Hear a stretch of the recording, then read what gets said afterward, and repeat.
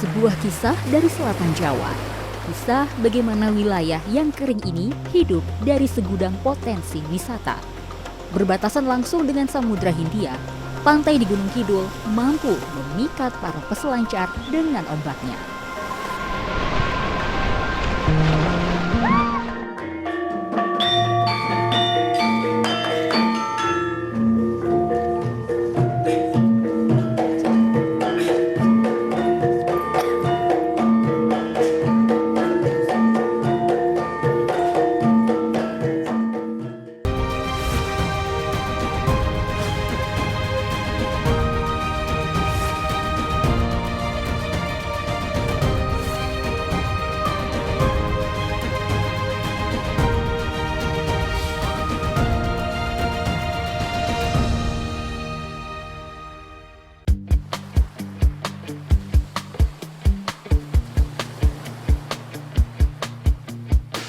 Gunung Kidul memiliki banyak pantai.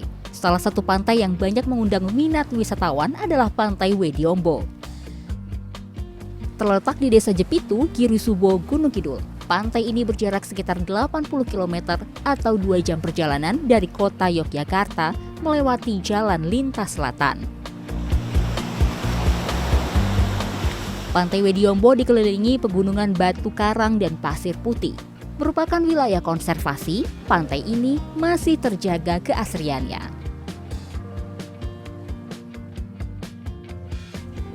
Untuk menuju ke bibir Pantai Wediombo dari parkiran itu masih harus jalan sekitar 300 meter dan ini bisa ada dua pilihan nih, ada yang bisa jalan kaki, tapi juga bisa sewa ojek dengan membayar Rp5.000 saja. Selain bisa menikmati keindahan pantai, pengunjung yang ingin memacu adrenalin bisa mencoba berselancar di pantai ini. Di sini saya bertemu dengan komunitas selancar Wediombo atau Wediombo Surf Society. Komunitas yang berdiri sejak 2014 ini memiliki misi untuk memperkenalkan Wediombo sebagai tempat berselancar. Komunitas ini juga menyediakan kelas bagi para pemula yang ingin belajar seperti saya, dengan biaya Rp250.000 untuk 2 jam. Bersama dua peserta lainnya, saya diberi pengetahuan dasar terlebih dahulu di pinggir pantai. Di atas pasir, saya memperagakan posisi-posisi yang dapat memudahkan berdiri di atas papan selancar. Ada beberapa gerakan yang ternyata mirip dengan gerakan yoga. Salah satunya adalah posisi up dog dan warrior, yaitu posisi saat menekan papan untuk berdiri dan posisi berdiri yang bertumpu pada dua kaki. Karena masih pemula, saya menggunakan longboard atau papan selancar yang besar dan dilapisi foam untuk membantu menjaga keseimbangan di atas papan. Semakin tinggi levelnya, maka semakin kecil papan selancar yang digunakan. Masing-masing peserta ditemani satu guard. Kami pun berenang menjauh dari bibir pantai melawan arus ombak.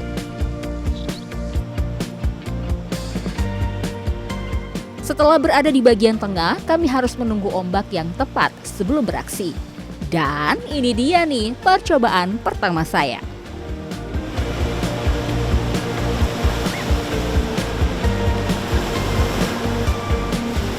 Yah, percobaan pertama saya gagal. Tapi saya tidak patah semangat. Saya akan terus mencoba sampai berhasil.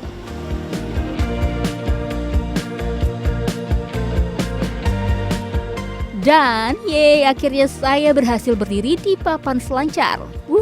Seru sekali rasanya bisa berselancar di atas ombak seperti ini. Nah ini nih part yang paling susahnya ini.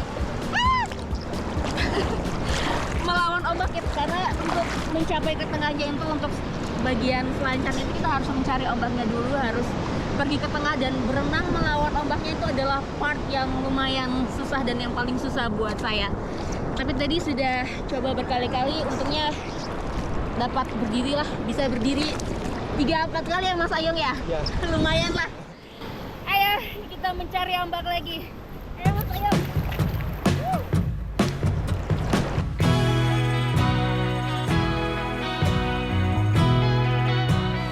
Karakter Pantai Wediombo yang merupakan teluk dan pantai yang dipenuhi dengan karang membuat ombak di pantai ini lebih stabil, konsisten, dan ramah bagi peselancar pemula.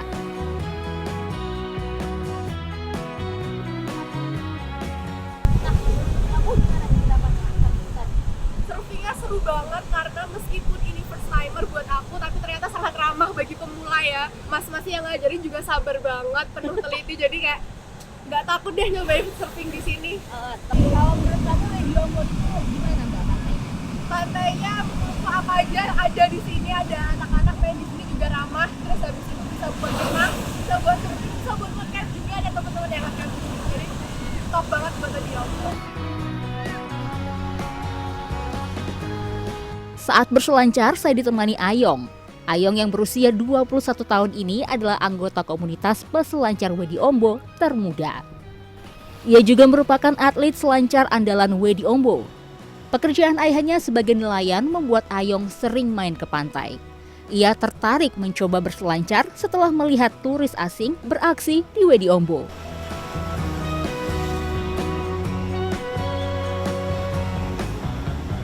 Ayong tekun mengasah bakatnya dan akhirnya memberanikan diri untuk mengikuti sejumlah kompetisi. Ia keluar sebagai juara 3 dan 4 di 2 kejuaraan selancar tingkat daerah dan nasional. Telah melewati berbagai suka duka, Ayong masih menyimpan papan selancar yang pertama kali digunakannya. Ini papan kesayangan juga sih, tapi udah patah. Ini pernah patah 2 kali Mbak, jadi yang pertama tak benerin, terus yang kedua udah nggak kepake. Berapa tahun? Udah lama sih Mbak, ini dari awal pertama juga pakai ini. Dari kecil sih pakai ini, sampai dulu ini kebesaran kan papannya, jadi kekecilan lamanya pakai ini. Menjajaki dunia selancar sejak usia dini membuatnya jatuh cinta dan menjadikan selancar sebagai sumber kehidupannya. Selain sebagai atlet, kini Ayong juga memiliki lisensi sebagai pelatih. Komunitas selancar Wedi Ombo pun memberikan dukungan penuh kepada Ayong pada setiap kejuaraan yang ia ikuti. Mengorbitkan atlet-atlet selancar berbakat sambil memperkenalkan pariwisata pantai Wedi Ombo memang tujuan utama Wedi Ombo Surf Society. Semoga surfing di Gunung Kidul itu masih eksis untuk selamanya. Jadi ada tumbuh rider-rider baru, atlet-atlet baru, anak-anak. Jadi grumet-grumetnya baru itu bisa tambah-tambah setiap tahunnya gitu. Walaupun setahun satu aja itu udah cukup kok. Komunitas surfing Wedi Ombo bersama pemerintah setempat terus berupaya untuk membangkitkan pariwisata di pantai Wedi Ombo pasca pandemi Covid. Tak hanya menjadi tempat untuk berselancar, pantai ini juga ingin menjadi destinasi wisata yang ramah keluarga dan anak.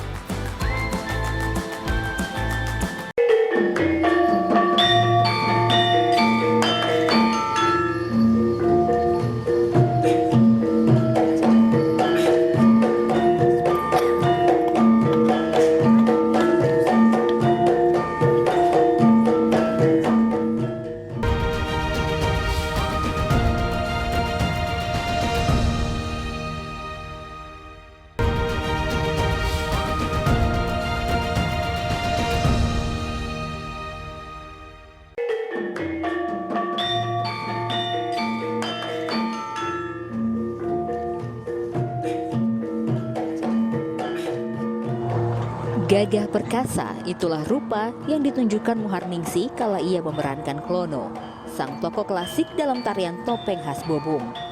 Begitu ia menggunakan topeng, jiwanya seakan berubah mengikuti karakter yang ia lakoni.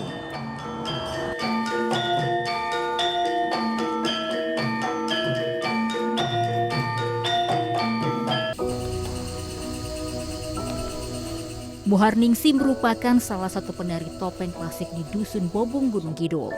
Sudah banyak peran yang Muharningsi lakoni sejak ia berusia 17 tahun. Muharningsi mencintai kesenian ini dan bertekad untuk melestarikannya.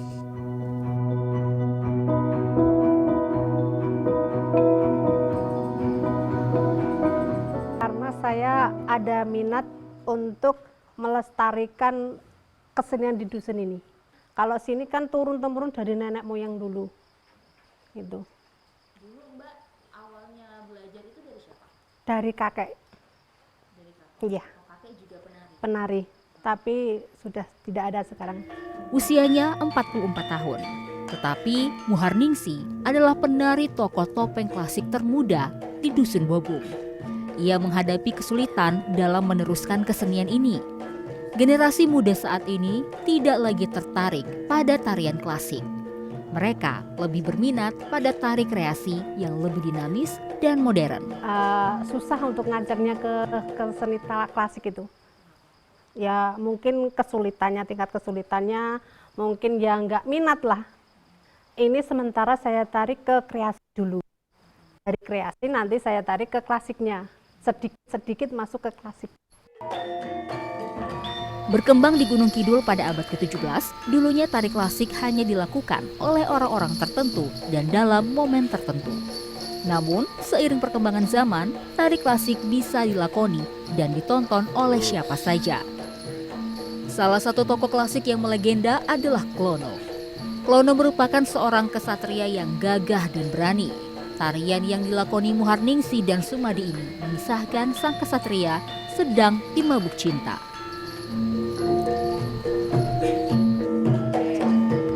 Tari topeng memiliki cerita yang disesuaikan dengan keseharian masyarakat. Kedekatan inilah yang menghibur dan menarik minat masyarakat dulu terhadap kesenian ini. Lalu tari. Udah cocok belum nih? Kalau ini tuh menceritakan seperti apa sih, Mbak? Macam berias. Kalau ini kan berias, gerakan ini berias. Kalau gini itu kan ngaca pakai ini, pakai ini. Kalau gini kan lihat sana sini dulu ngaca. Itu gini itu pakai ini, pakai ini, itu. Lah ini pakai ini, itu. Meski sedikit sulit, Muharningsi dan rekan-rekannya dari Sanggar Tari Ngesti Budoyo akan terus berupaya untuk melestarikan tari topeng yang sudah menjadi identitas Dusun Bobung.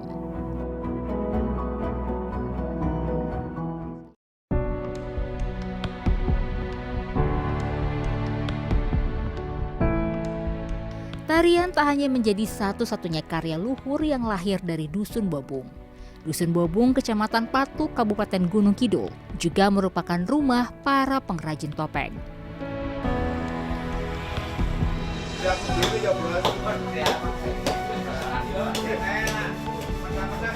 Tangan-tangan luas dan terampil memahat kayu, mengukir setiap lekukan, membentuk sebuah karakter.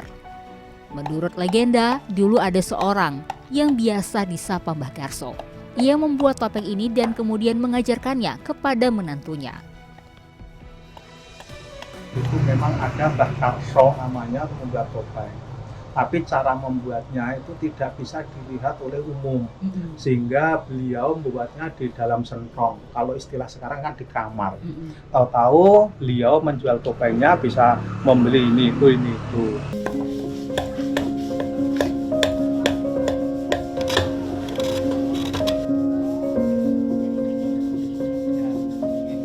Sujiman merupakan salah satu perintis usaha pembuatan topeng Bobung di dusun ini. Ia mulai membuat topeng pada 1950-an dengan topeng klasik. Topeng karakter Klono klasik yang dibuatnya itu bahkan masih disimpan hingga kini.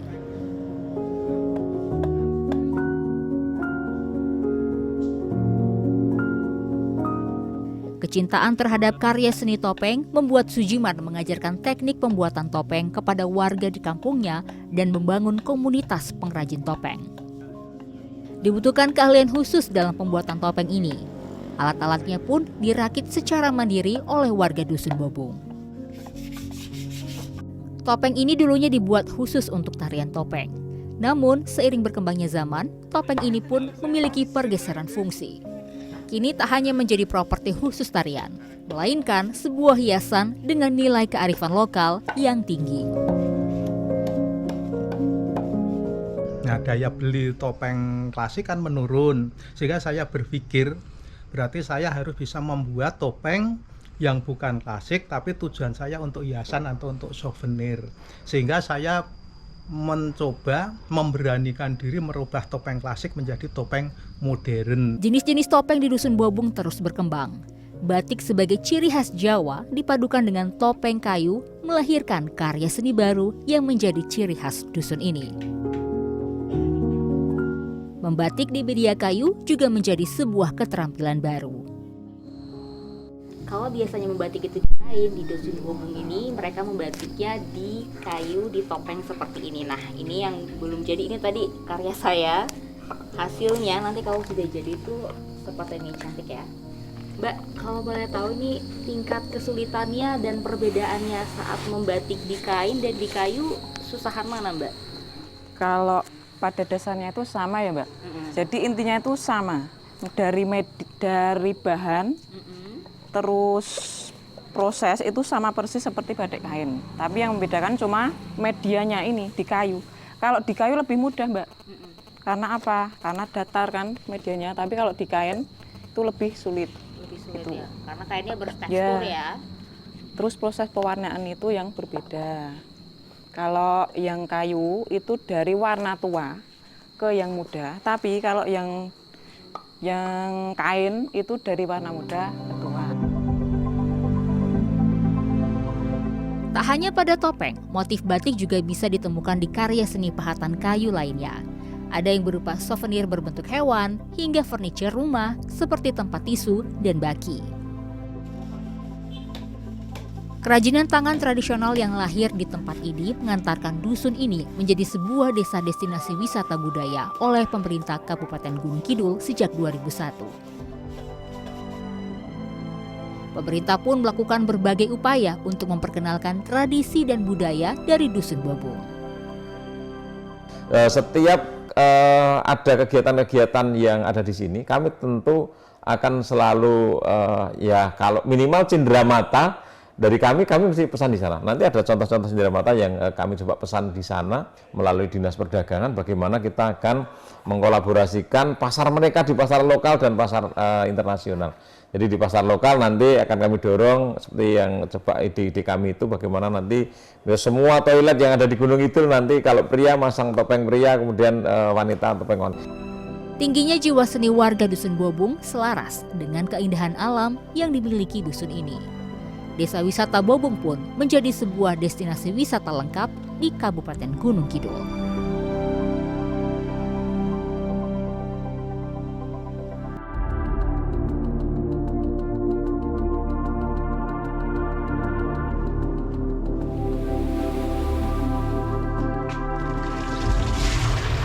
Kalau masak nasi pakai air hujan, kok nggak bersih lagi, kayak coklat gitu.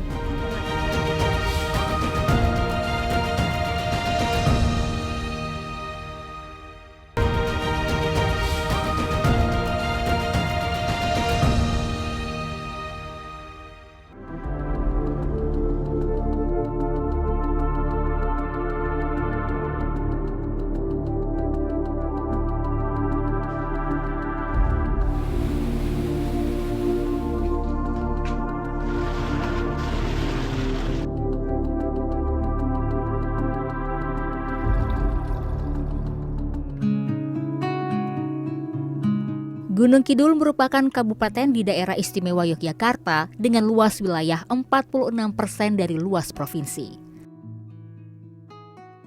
Topografi Gunung Kidul didominasi oleh perbukitan kars yang memiliki sungai bawah tanah.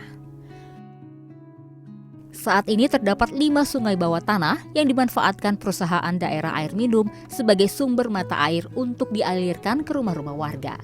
Salah satunya adalah sungai bawah tanah di Goa Seropan, Dusun Ketonggo, Desa Gombang, Kecamatan Ponjong.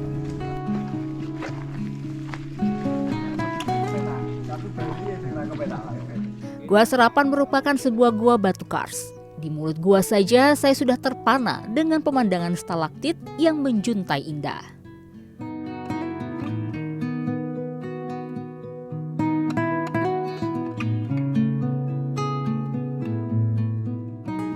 Jalan untuk menuju ke mulut gua cukup curam. Pengunjung wajib menggunakan alat pengaman seperti helm, rompi, dan sepatu bot untuk masuk ke dalam gua. Begitu masuk ke dalam gua, saya merasa seperti berada di dunia lain.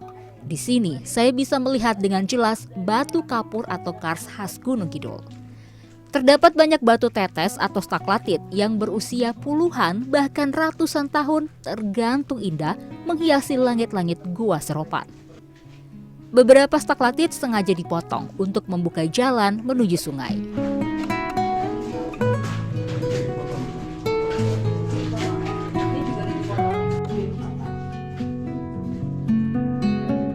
Hanya ada jalur setapak untuk berjalan dengan penerangan seadanya. Saya juga menemukan beberapa kerangka besi yang sengaja dipasang untuk menghindari batu-batu yang rontok dari langit-langit gua. Jadi seperti inilah di dalam Gua Seropan. Ini masih panjang perjalanan ke dalam sekitar 350 meter. Dan bisa dibayangkan ya, sekarang saja setelah dibangun ini masih berlumpur, masih susah, ada stalaktit dari atas.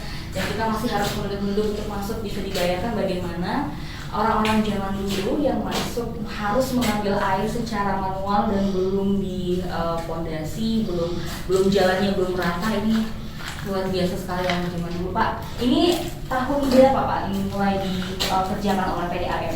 Awal pembangunan dikerjakan itu tahun 95, bukan dari PDAM, mungkin dari PUPR Cipta Karya. Itu tahun 95. Ya.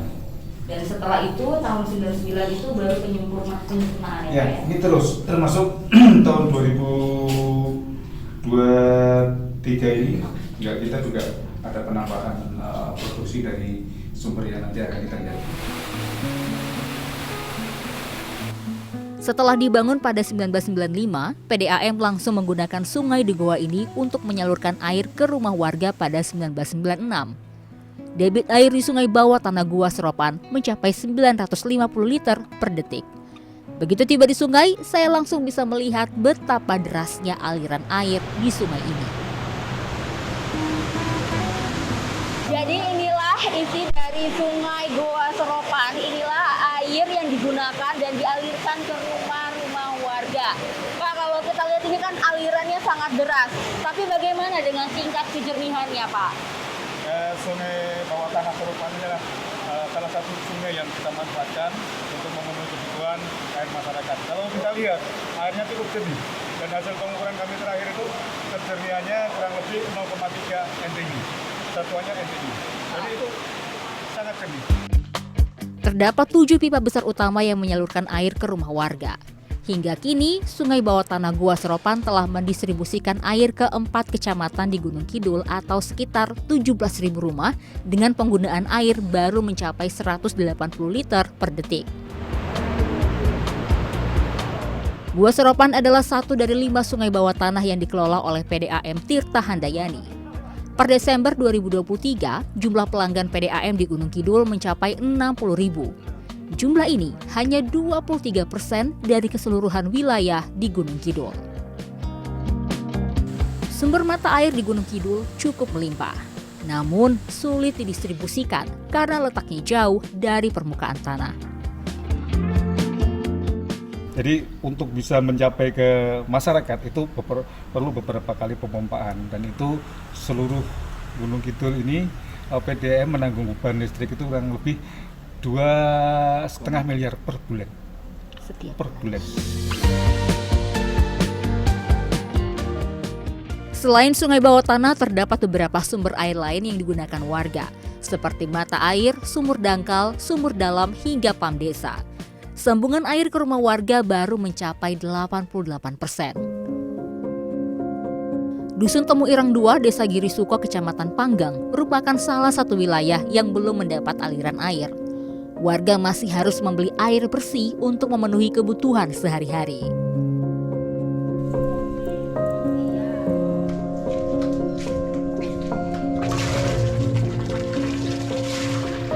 Ya wis suwe ya, Bu.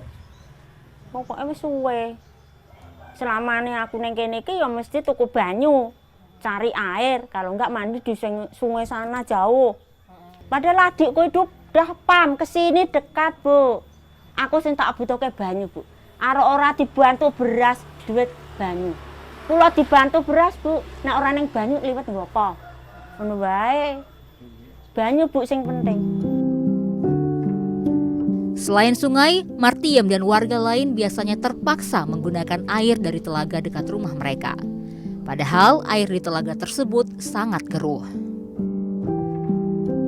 Kalau kita jalan ke Desa Temuirang ini, tendon-tendon seperti ini sudah pasti akan terlihat di setiap rumah yang ada di Temuirang, karena para warga di sini harus menampung air. Bukan hanya dari membeli saja Bu ya, tetapi juga menampung hujan. Jadi pada saat musim hujan seperti sekarang ini misalnya, warga itu juga menampung hujan. Tidak hanya yang langsung menampung air hujan dan langsung ke tendon, tetapi dari genteng ya Bu ya? Dari genteng, dari asbes itu, dari seng. Jadi pipa-pipa itu dikaitkan dari seng, dari genteng, langsung dimasukkan ke dalam tendon. Air hujan minum gimana Bu rasanya? Rasanya penguk Bu, penguk. Nggak enak, gas, penguk pokoknya. Nggak enak ya? Dan kan bau genteng-genteng Bu. Untuk masak nasi. Bu, kalau masak nasi pakai air hujan, kok nggak bersih lagi, kayak coklat gitu. Karena ini kan merah. Apalagi itu genteng hitam, agak coklat itu nasinya.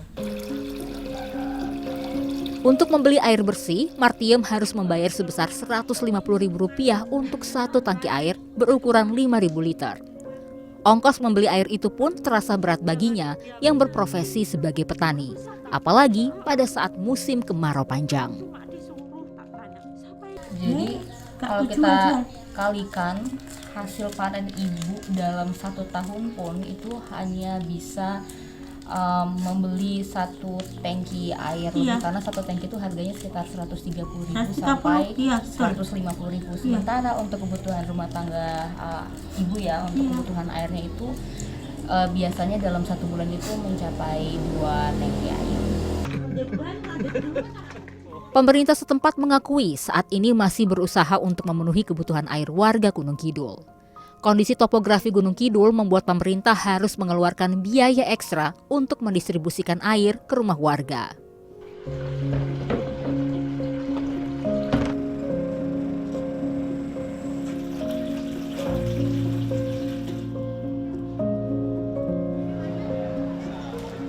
Untuk menjadi 100% membutuhkan waktu yang cukup ke depan ini. Yang jelas sekarang ini sudah 88%. Nanti kawasan selatan ini yang tadi saya bangun dengan ratusan miliar tadi pasti akan mengintervensi dari tadi yang Mbak tanyakan itu. Memang betul ada daerah-daerah yang belum sampai terjangkau itu. Kenapa? Karena kondisi geografi kita, kondisi topografi kita itu luar biasa di seperti itu. Banyu atau air adalah kebutuhan mendasar, sumber kehidupan yang tak ternilai. Akses terhadap air bersih merupakan hak asasi manusia yang tidak bisa diabaikan. Janji pemerintah untuk memenuhi kebutuhan air warga Gunung Kidul akan menjadi hal yang selalu dinanti untuk diwujudkan.